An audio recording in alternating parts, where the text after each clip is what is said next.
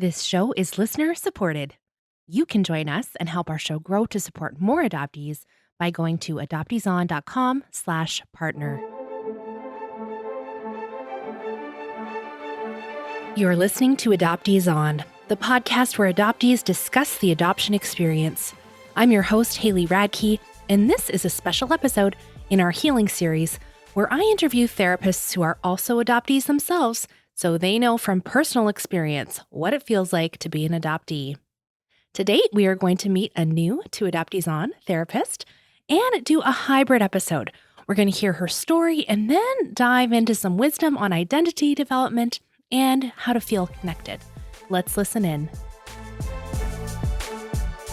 I'm so pleased to welcome to Adoptees On, Macy Oosthuizen. Welcome, Macy. Thank you so much, Haley. I'm really excited because you're going to share your story with us. So why don't we get started with that? Sure. First, I just have to say I'm so honored to be on the podcast. The members of our South Florida support group and I have been fans since the beginning. So I just want to thank you for that. Oh, thank you. That's great. I love that.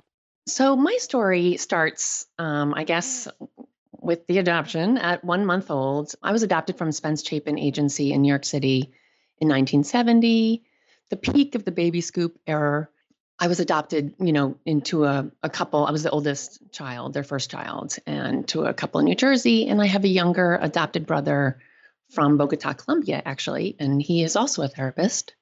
Really? Yes, in New Jersey. And even though I was in the baby scoop era, my first parents were actually on their honeymoon when they relinquished me. And my mother was not single or young or too young or financially struggling. She was 24. He was 27. He was from a wealthy, large Catholic Mexican family.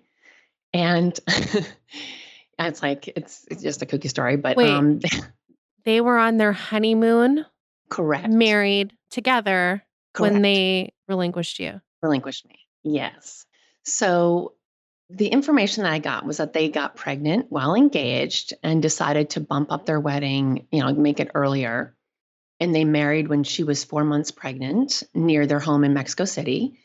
And they lived in Mexico City, Mexico. And they kept the pregnancy secret from everyone. And a friend of the family had given them a trip around the world to use as their honeymoon, right? Must be nice. And while on their months-long honeymoon, and her pregnancy continued, they actually tried to arrange my adoption in different countries in Europe. But no one would give them the time of day and kept sending them along and saying, no, we don't take babies from married couples on their honeymoon. And they found an agency in London, England, actually. And that agency said, you know what? We have a sister agency in New York City. And my mother was an American citizen, she had dual citizenship, grew up in Southern California. And they said, since, she's an American citizen, why don't you go to this agency in New York City? They will take care of you. You're going to have to go early, though. They're going to want to talk to you, extensively, but they'll probably help you. And so they went to New York City. And later I had found out that the London agency kind of wired Spence Chapin and said, this is the strangest situation we've ever come across. And essentially, good luck with that, with working with this couple. And so they traveled to New York City a couple months before I was born and to meet with the agency. And they were still on their honeymoon. So they were still calling home and pretending that they were off skiing in the Alps and doing all these things. And the story they were telling the agency was that since I was conceived while they were still engaged, they were concerned I would be shunned as he was from a very prominent Catholic family in Mexico City. That was the story that they were saying. And so after they relinquished me in New York City, they immediately, and I mean the next day, they went back to Mexico and pretended like nothing had happened. So the agency then told my adoptive parents what they said. The agency said that I was European, quote unquote, and didn't tell them anything about them living in or being from Mexico. And that my first parents were what they did say was that my first parents were two kids from Columbia University who got into trouble, quote unquote, and were not ready to be parents. So the agency lied, and I grew up not having a clue, and my adoptive parents not having a clue. And when I was 26 years old, as as we do as adoptees, the stir-ins start happening, and I'm really, questioning who I am and where I come from. So I petitioned the agency for my non-identifying information, which is the crumbs that we get as adoptees, right? That's That's a good way to put it, crumbs, yeah. yeah, like they throw us a couple of crumbs about our identity and hope that this will help us. And meanwhile, that just threw me into a tailspin, because when I got this information, you get this letter, and it just so happened to arrive. I had asked for it in February of that year, and it arrived exactly the Friday before Mother's Day, which was the 26 years to the day that my parents brought me home. So I just thought that was really strange. But anyway, it arrived that day, and reading that letter, I was completely dumbfounded. My whole world came kind of crashing down. And to find out my parents were 24 and 27 and on their honeymoon just totally threw me. So this was a letter that they had written? No, this is the letter the Spence Chapin had sent me, because when I said, "Can I please have my non-identifying information?" They said, "Oh yeah, we'll write it all in a letter for you." Oh, okay, okay, okay. Yeah. Okay. Oh my And gosh. that was the letter. So I got it. And it was that letter to me was everything. I had waited my whole life to find out who I was, and I really got the story. You can get on board with kids in college, and oh, I got on board with that story. The story, the other story of them being 24 and 27 and on their honeymoon, and I was 26 at the time. So I was thinking, I wouldn't, no way, if I was on my honeymoon, be giving up a baby for adoption. This doesn't make any sense to me. Well, and S- also, when you said they're traveling the world, I know it was a gift, but it sounded like they had means, this wasn't Oh, they had means. Oh, yeah, yeah, this was not a financially, impoverished couple. absolutely. No, they had a lot of means, and I mean, my mother didn't come from much, but his family was wealthy, and they had definitely had means. This was not a financial situation in any way. It's bizarre. So, So yeah, bizarre. right? Well, it gets a little kookier, but anyways. So I went into an emotional tailspin, I really just did not have anything to hold on to. And talk about, I was feeling completely just literally floating off into space. And so I grabbed onto a first husband that wasn't the healthiest situation for me. And I just grabbed onto all kinds of things that were around, just hoping it would help me feel anchored, and nothing really worked. But so because this information was so shocking, and I didn't know what to do with it, I mean, I was also raised Catholic. So part of me really understood some of that. But this was, it wasn't 1950. It was, and I just couldn't really wrap my brain around it. Now, looking back on it now, it feels and seems obvious why they gave me up. But the funny thing is that it didn't click with me at all, because it turns out I was a result of an affair. Ah, Okay. right. And so my mom and her husband or fiance were engaged. They had a fight, an argument, or whatever. She decided to fly home to her parents in Southern California and to sort of take some time to cool off. And while there, she met my actual father, had an affair with him, and then her fiance flew to Southern California, wooed her back to continue, let's continue our wedding planning, and brought her back unknowing that she was pregnant, but he knew that there was an affair. So went back to Mexico, and oopsies, there's a baby. And so what I found out also is that her husband said, "Let's raise this baby as our own, no problem, And even when I eventually found the doctor who delivered me, and he said, "I will never forget your parents." And he said, "I know, it was weird." And he said, "I told them that they cannot leave you here, and that I will write a letter to say that you are premature," even though I was 9 pounds, I was almost 10 pounds. I was a large baby. But he said, "I will write a letter saying that you're premature, and so that you cannot leave this hospital without this baby." And my mom, when I reunited with her, did confirm that story. I mean, she told me the story without me even prompting her. So she just was hell bent on not having me, on not raising me. And so, Did she think her husband would just, hold it over her or something? Even though he was willing to parent? I mean, I have no idea because from all accounts, he's the sweetest. He seems like a very sweet man. huh.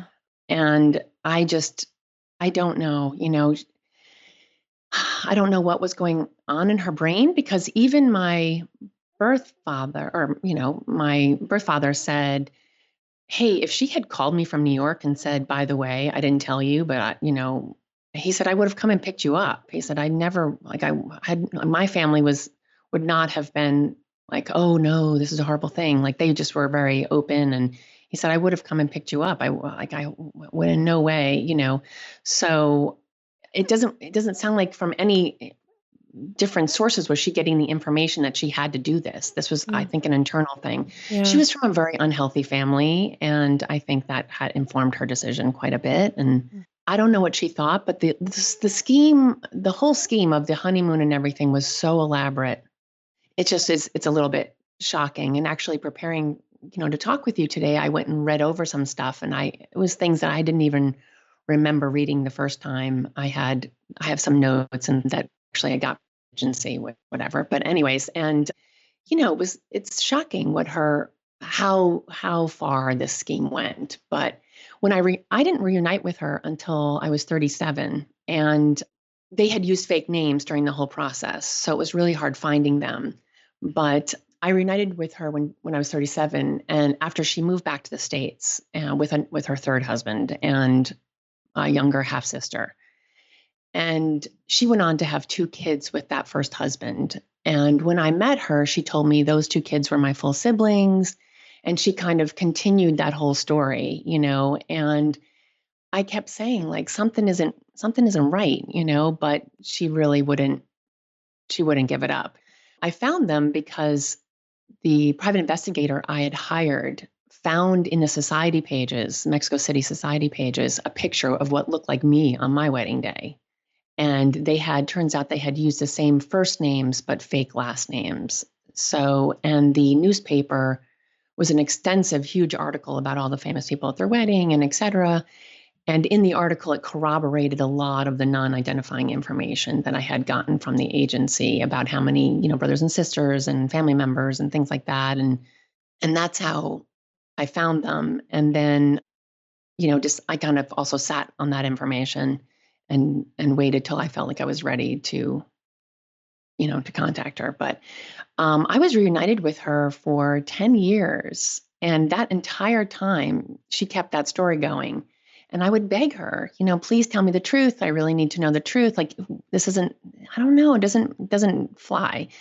And I got to meet, and I still have a relationship with my two siblings. And talking with my brother, I said, I begged him to do a DNA test with me. And he put it off for 3 years. I think he knew, but he was so kind and gentle and nice to me. And I don't think he knew how to kind of tell me. So he did the DNA test, and it came back we were half siblings. So that's when I knew something was going on. And coincidentally, not coincidentally, but through that DNA test, I also did ancestry at the same time, DNA, and I got connected to a bunch of second cousins, and I couldn't figure out how they were related to me. And after the second, my brother and I coming back as half siblings, I realized, oh, this man is not my father, who I thought was my father for all this time, which put me in another tailspin. But I recovered from that, and I reached out to these second cousins on Ancestry and realized they were from my father's side of the family. And I found my father within like 2 weeks of knowing that this man wasn't my dad. So you were in reunion with your first mother Yep. and for like 10 years Hmm. before you did this DNA test with your Correct. brother, who turns out to be only half. Correct. Oh my gosh. I know. Okay, so you find your dad. I find my dad, and he explained everything to me, and I was like, "Oh," he told me the other side of the story. But so did he know?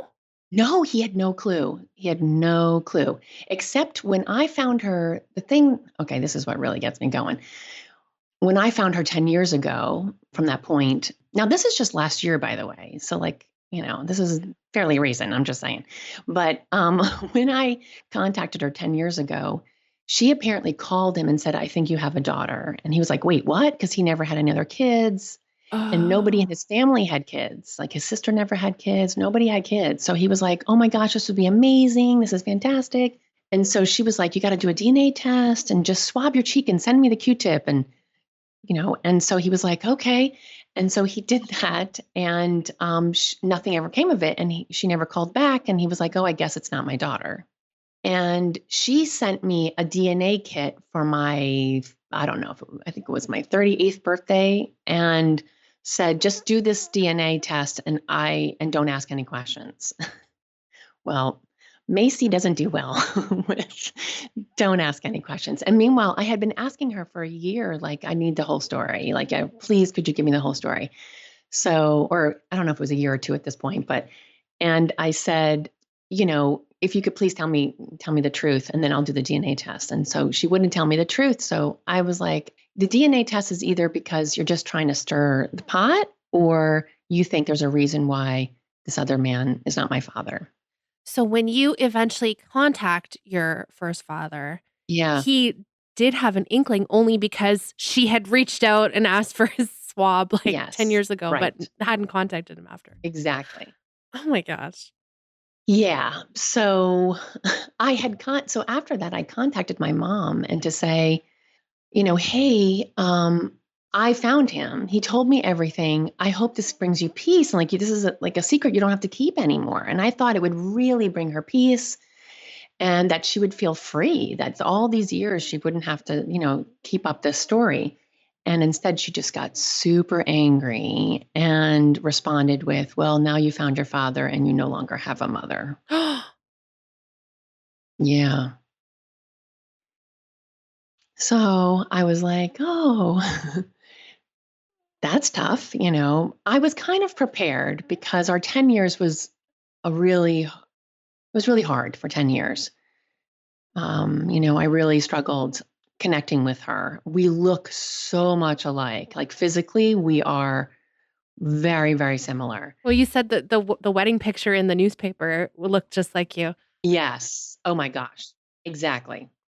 And so physically, we are exactly the same, or look very, very similar. But personality wise, I really struggled connecting and understanding, and I really wasn't getting it. Like, am I really from these people? Like, this is just not making sense to me. But I kept squishing myself into a square peg into a round hole, trying to make it fit. Because as adoptees, that's what we do. We find the people, and it was great confirmation that I looked like somebody, but she didn't have crazy hair, and she didn't, it was all these things that I was just and I was a super artistic kid. And she was crafty, but not artistic. So there was a lot of things that when I found her, really, really confused me. So did So, that really end your relationship with her oh for yeah, I now? haven't spoken to her since. Yeah. Okay. Mm. Yeah. And, I don't know what else to do there. I still have a relationship with my brother and my sister, although it's very, I'm sure it will get back on track with them. I wanted to give them some time. And my brother and I are very similar in personality, and he was somebody I really connected with. So when I found out we were half siblings, it really crushed me. Mm. So this happened like a year and a half ago, Yep. this estrangement? Okay, and then so everybody knows because your brother you guys had done the test, so he knew, and you kinda thought Yep. he might have known before. Yeah. And how about your sister? Like, how did they all find out? Well, I called my sister to tell her. She still lives in Mexico with the guy I thought was my dad. So they live in the same house actually. And so I called her and Skyped with her actually and said, can we chat? And she's okay with, I mean, I think she also knew somehow, but she was, both of them have told me, you'll always be our sister, which is nice. And that's what I really needed to hear. I just think that, I don't know, it just makes me kind of crazy that I spent 10 years not knowing this man. And in the meantime, in those 10 years, my grandparents died. They died actually the year before, like, just really soon before I contacted him. And nobody in his family, he and his sister are the only two kids, and neither of them have children. So I was the only grandchild. And he's like, they would have loved to have known you. So, that's the way it goes, with our story. Those secrets Right. that come at a cost. Wow. Hey, wow. That's a wild and crazy story. I Yes. was not expecting most of that. Is there anything else in your story that you want to touch on that I didn't Yeah. ask you about? Yeah, no, there's so much. I mean, there's literally so much, but that's you got the gist, and that's really Okay. what's needed. Yeah. Okay. Just checking. So you're an adoptee, obviously, and Yes. you're a therapist. How did you decide to go into therapy? Well, when I was a teenager, I was going through some stuff, and I told my parents, I need to speak to someone. My parents were saying that I was out of control. I wasn't doing anything. Like I was just breaking curfew, which to them was like crazy. I wasn't. Shocking. It was shocking. Yes. And they said, okay, yes, we're going to send you to someone. And actually, I'm sorry. just thinking, We're gonna send you to someone so you don't break curfew. yeah, because this Okay. breaking curfew Whew. thing. Okay. But actually, I just remembered this story that I had not remembered up until just now. I'm talking about this is that I actually stole a shirt from a store while shopping with my mom, and I'm like, when I tell you I'm the goody two shoes, everybody calls me the rule follower. Like, this is the most shocking to me. I think that was what I was doing to cry out to say I needed help. Mm. And what's hilarious is my mom and I were like, our thing was shopping, and my adopted mom and I, and lunching and those kinds of things. And so we were at the store and we're trying on tons of clothes, and it was the 80s, so forgive me, but it was a neon yellow and aqua polo shirt, like a rugby shirt. Okay. Mhm. And I tried it on, and she's like, "What do you think?" And I'm like, "Nah, I'm not going to take it." And then I put it in my bag and I brought it home and totally stole it. I went back to the store and confessed, and they were like, "Okay, weirdo," but like nothing happened. But anyways, but before that all happened, I left it on my floor in my room, in the middle of the floor. And like, I'm a very neat person. I don't leave clothes on the floor, but I clearly left this in the middle of the floor. And in our house, when you come up the stairs, my bedroom was right at the top of the stairs.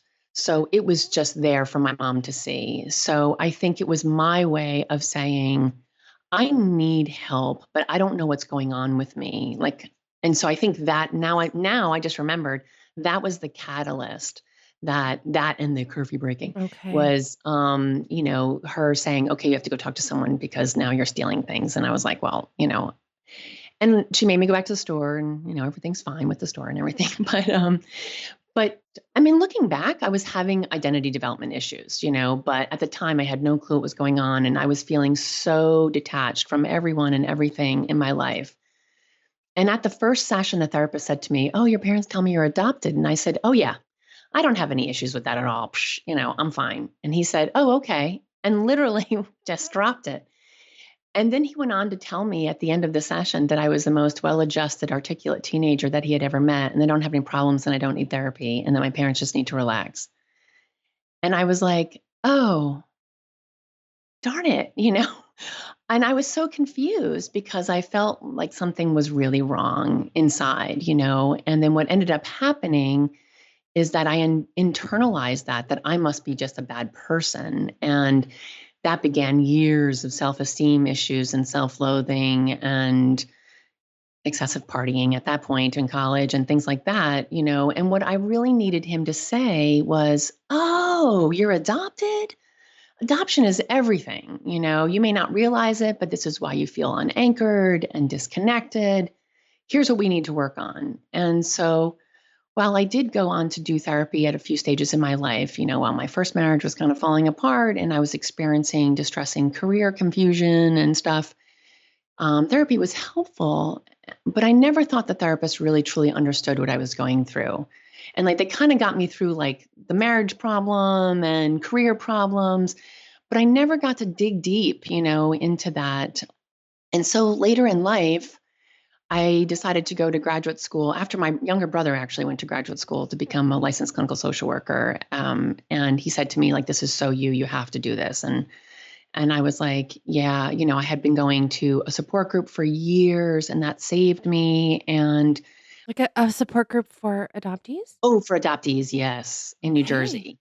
Oh yeah, it was not, it was a triad, or I guess what the old term kind of would call a triad group, but it was adoptees, adoptive parents, and birth/first parents. And So, I had, how did you know to go to that? oh, Because Macy, like, the therapist is like, "Oh, you're fine. It's not right, gotten you said there's nothing to do with my adoption, it's fine." And he was like, "You're right." So how did you right. know you needed that? So if we go back to when I was 26 and I got my non-identifying information, I I was just grasping at anything. And we got this like flyer in the mail from Spence Chapin that said they were holding a panel for adult adoptees and, a discussion panel of post-adoption stuff. And I was like, my mom, adoptive mom said, "Do you want to go?" And I was like, "Yeah, okay, let's go." So she and I went together and I didn't, it was literally like, I think of a cartoon character, your brain explodes. Like my brain exploded at that panel. And there was a woman there, Betsy Forrest, a therapist who was also an adoptee. She was always, ended up becoming a mentor to me, but I saw her and she used the word adoptee. And I was like, oh, I'm an adoptee. Like I didn't even know that word. And then they use the word birth parent. And, now, depending on what you want to use, but that was, I didn't even realize, like, I felt like I was born from a building. I knew intellectually that I was, born from a woman, but emotionally it didn't feel that way. And so seeing these people talking about their experiences, like, just blew me away. And afterwards, I was like a stalker and I ran up to Betsy and I said, tears streaming down my cheeks. I was like, "I'm an adoptee too." And she was like, "Oh, yes." Like, I think she was used to it. And I was just like, I, and she's like, "You're new, right? You're kind of," she's like, You're new. "You're new in the whole process, right?" And I was like, "Yes." And she said, "You have to go to this support group." And I said, "Okay, what?" And she wrote it down for me. And she's like, "You have to go. It's everything." And I went and I literally cried. I think it was once a month. And I cried, I think for the first 6 months, like bawled my eyes out, barely said, could get 3 words out and cried every time.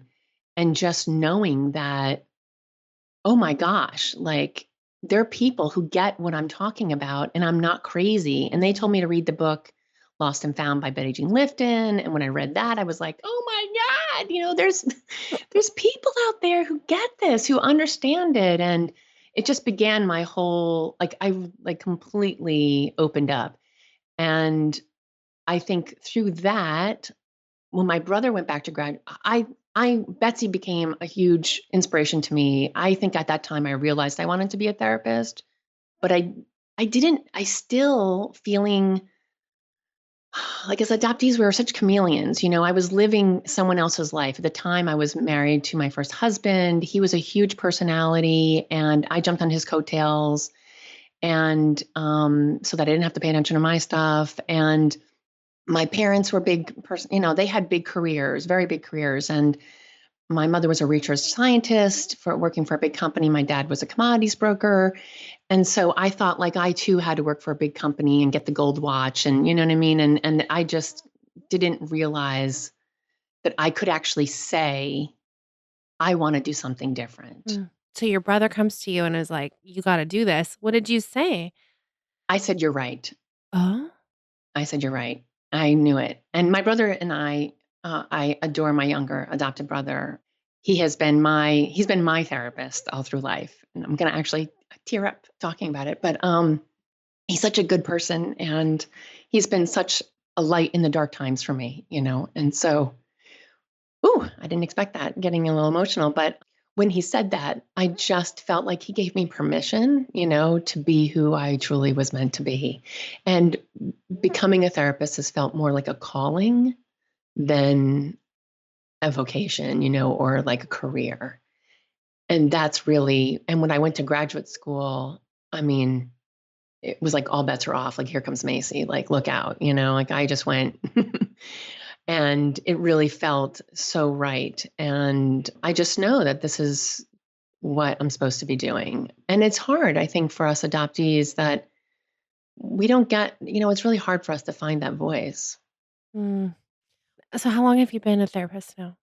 Not that long, actually. But it's been, I guess, 5 years. Okay. 5 years. Yeah. And I joke, I feel like it's been longer because I've had a support group during that same time. And I facilitated support groups for about over 20 years and would mentor people. So it feels like longer, but officially, 5 years Officially with your practice with my and practice. Yes. whatever. But yeah, wow. Okay. Okay. So you have said a few things in this interview. You said you felt like you were floating off into space at one point, that you were grabbing onto anything. You used that word unanchored. What did that really look like for you? And can you talk more about that? Because I think the unrootedness, the unanchored feeling is really common for a lot of us. I agree. And when I work with adopted teens and adults now, I tell them it is painful to have an identity that is based on rejection and loss. Wow. Yeah. And so, that's our beginnings. And we are not really allowed to honor that and to really, other people don't want to really honor it and people want to skip over it. And it's kind of like when Daryl McDaniels talks about like having your chapter, like needing your chapter one, you need that first chapter.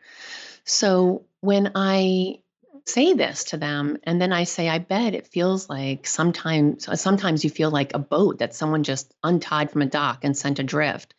I mean, people just look at me so relieved and they're like, yes, that's what it feels like. And they look at me like I just told them the secret to the universe. But it's like someone who just gets it. And then I'll go on to say that they feel so disconnected from their family, but they love them and it's confusing. And it's so confusing. And it's so layered. And I think it's important to understand that this rejection and loss sets the foundation literally for the relationship to ourselves, to the world, and with our partners and friends. So that beginning sets the tone of how we relate to ourselves, how we relate to our partners and friends, how we relate to the world. And if the attachment piece of our adoptive parents, if they're confused by us being so different from them, temperament wise or whatever, sometimes it's completely unconscious. It's not something that they're thinking about, but there's this subtle rejection or, not understanding of who we are as babies that can just layer on top of the whole thing. So this is why we feel unanchored and this is why we feel adrift. And I use the phrase in my therapy work and in our support group, I'll say, oh, it's a thing. And I use it as a way to validate adoptees and their experiences to help adoptees know that they're not crazy. This is something that adoptees commonly experience, to your point. And I'll say, yep, it's a thing, like feeling unanchored, that's a thing. Mm. And there's such a weight lifted when we know we're not the only ones. One of the things, I'm a very visual person. I was an artistic person, and it always helps me to visualize something. And it kind of gives me something to sort of, I guess, anchor myself to, right? And so one of the visuals that I have keep coming back to is that I'm the boat and our parents are the dock. And this can be your birth parents, this can be your adoptive parents. We can look at it multiple different ways, but let's just call it our adoptive parents right now. And that at times we can be anchored to that dock. I don't know if you know anything about boats, but they have to have the front and the back end kind of sometimes are anchored depending on how it is. And if there's a storm and that boat is anchored, you're good. You're there. Okay, fine. I'm not going anywhere.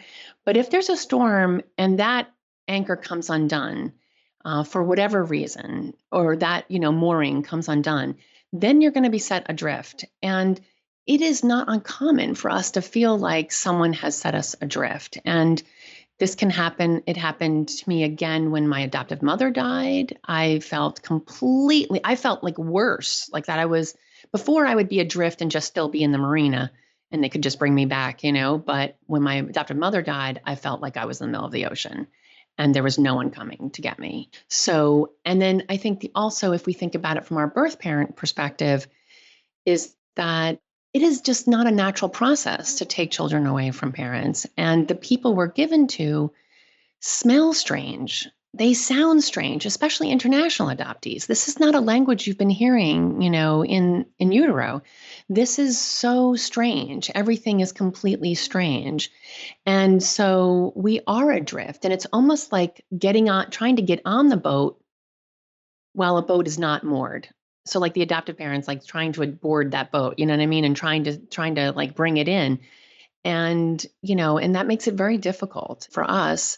And I don't know if people really get the gravity of that, is that we feel this on a cellular level. We feel this sense of unmoored, unanchored, on a cellular level. And one of essentially every person in the world wants to know that they're seen and they're heard and simply recognized. And speaking very generally, when one is raised in a biological family, you have parents, aunts, uncles, cousins, etc., who are mirrors, and they reflect back parts of ourselves.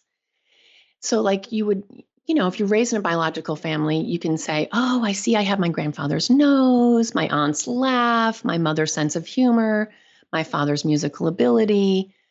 Oh, my cousin and I both love to play sports. And you spend your life checking in with these people subconsciously and telling yourself, I'm okay, I belong.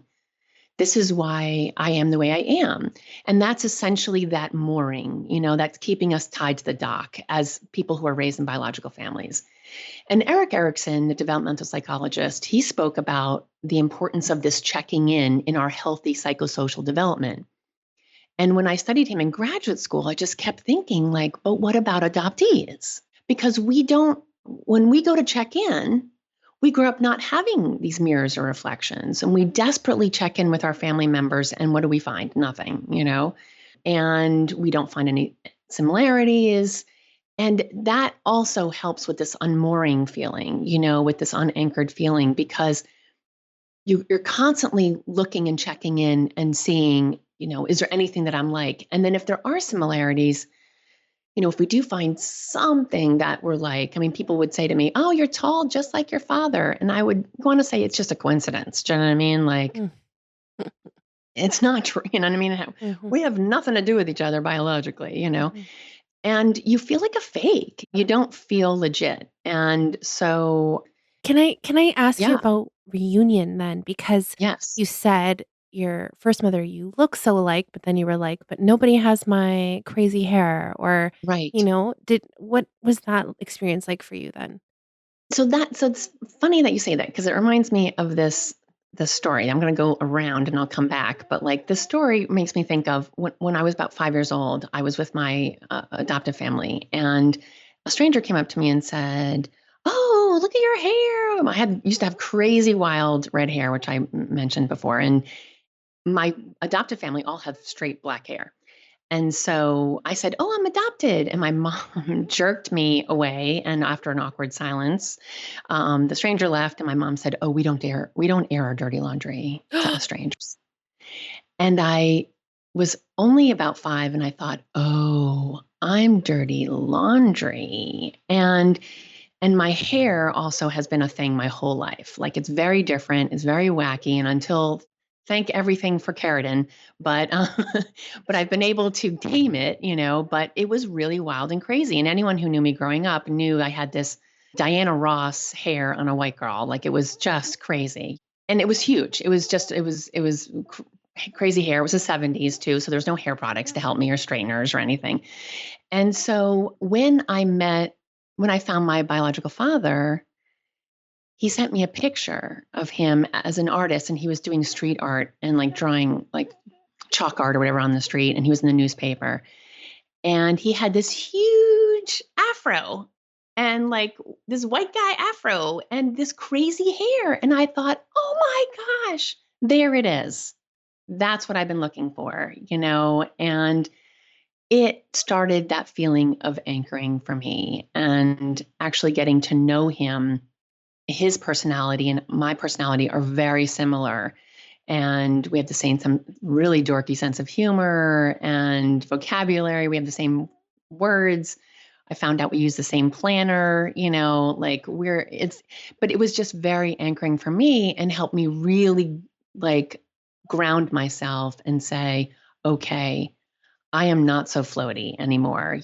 I actually do come from somewhere. We don't always get that, Mhm. so we have to find ways to anchor ourselves when that's the tough stuff.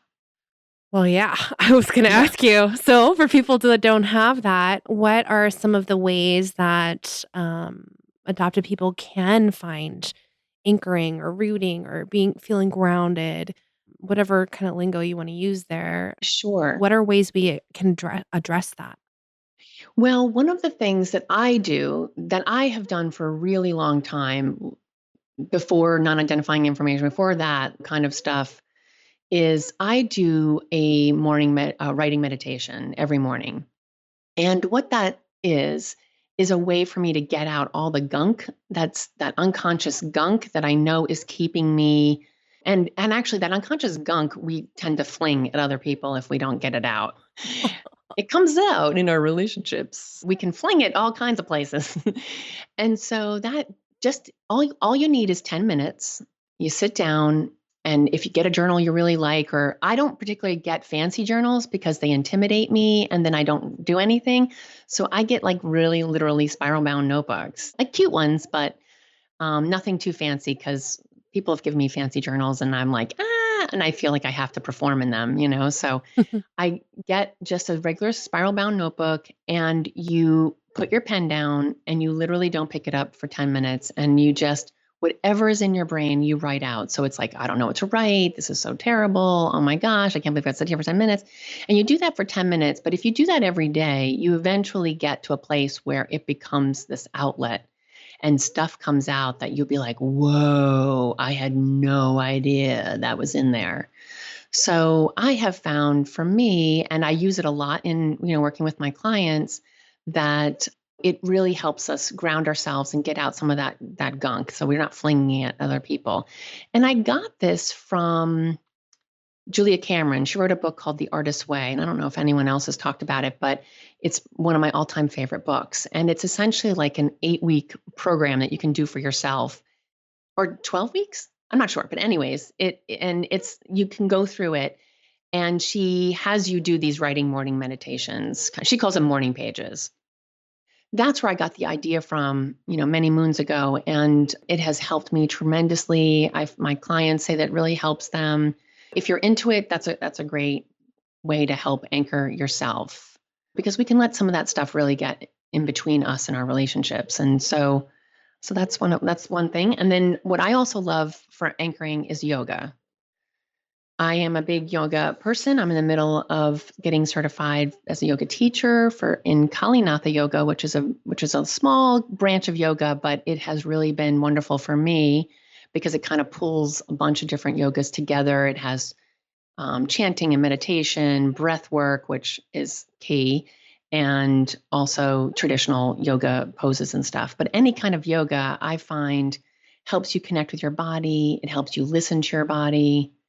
Because a lot of us as adoptees, how sometimes this unanchoring can show up is us not paying attention to our bodies. We kind of shut that whole thing off. Like, no, no, no, you don't get a voice. And part of it is we're so used to searching the environment for clues that we don't realize we have all these clues of what's going on within us.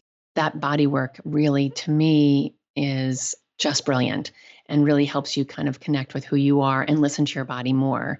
And the other thing that I love is an app called Insight Timer. And it's a meditation app, but you don't have to meditate traditionally. Everyone thinks you have to sit in like, lotus pose and om and everything. You can literally just sit in your favorite chair but there are guided meditations. There are 5-minute meditations. There are 1-minute meditations. There's thousands and thousands of meditations on there. And when we get quiet, that's when we hear our soul speak. And so I find that anytime we can just get quiet and listen to our soul, we can then anchor ourselves and re-anchor ourselves and not rely on others to anchor us, because sometimes we glom onto a relationship, sometimes we glom onto friends, and we look for those anchors everywhere. But really, we have that responsibility to anchor ourselves. And so then the others, people around us, then feel anchored. Mm. Wow, it's very wise words, Macy. I like that idea of being responsible for our own grounding because you don't know who's coming in and out of your life, right? Right, Even, right. I don't want to be morbid, but people die, right? So Yeah, you no, absolutely. like the person that you can rely on is you. And I hope you can be a trustworthy person for yourself. And I think that's Right, probably part of the work. So, absolutely. all right. Wow. Anything else that you want to tell us that I I didn't also ask you about? No, I think the only other thing is I love support groups. I have one here, if you can find one, I think they're a great way to really connect with others. That's another way of grounding, I think, of when we have those connections, those meaningful connections who get it, people who just understand. We don't have to explain ourselves 100 ways over when you're in those groups. If it's an online group, if it's an in-person group, however you connect with people, that's another way. And where do we find your group that's in Florida, right? Yes, we are in South Florida, in Boynton Beach, Florida, and we have a website called, you can find us at www.floridaacts, all one word, two A's in the middle.com. And you guys meet monthly and you've been going for a Correct. long time. We've been doing 5 years, so we just Yeah, had our 5-year anniversary in February. that's awesome. Yeah, So good. Well, another place you can find in-person adoptee support groups is Adoptees Connect, correct. Yes, and which is fantastic. great. We have an Edmonton chapter here, which I run with my Yay. friend Sean. Yeah, in person is so special. Okay, I didn't prompt you to give recommended resources, but all of those tips were your recommended resources. Yes. And I want to just give my quick recommendation is a fairly recent new list on the website growbeyondwords.com. And it's a directory of adoptees who are therapists. And you are on this list, Macy, Yes. along with many other familiar names, people who have been on the podcast before. Yes, there are, of course, all the oh my gosh, the legal speak at the top, of course, you Mm-hmm. have to vet therapists before you sign up to work with them. But this is so cool. This full adoptees that are therapist list on growbeyondwords.com. And I'll have the link for that in the show notes. And if you are an adoptee who is also a therapist, you can send in your information to be included on this list. Thank you so much for sharing your story with us. And I really enjoyed your insights about the unanchored part that we can so often feel. And I think that metaphor can be so helpful for people to picture ourselves as the boat and, um, what we've experienced. Again, I think, we mentioned this, just having that validation, like this is a thing, is so helpful for us. So thank you, Macy. You're welcome. Thank you for having me. Absolutely. So we shared where we can find your support group, but where can we connect with you online? Oh, yes. You can find me through my practice website, which is centerformindfulfamilies.com. And you can contact me through there and see more about the work that we do. We are also play therapists and work with young ones as well as adults and teens. And you can also email me at macy.oos@gmail.com. Those are the two ways you can get hold of me. Perfect. Thank you so much. Thank you so much. It was such an honor being part of the podcast. Thank you.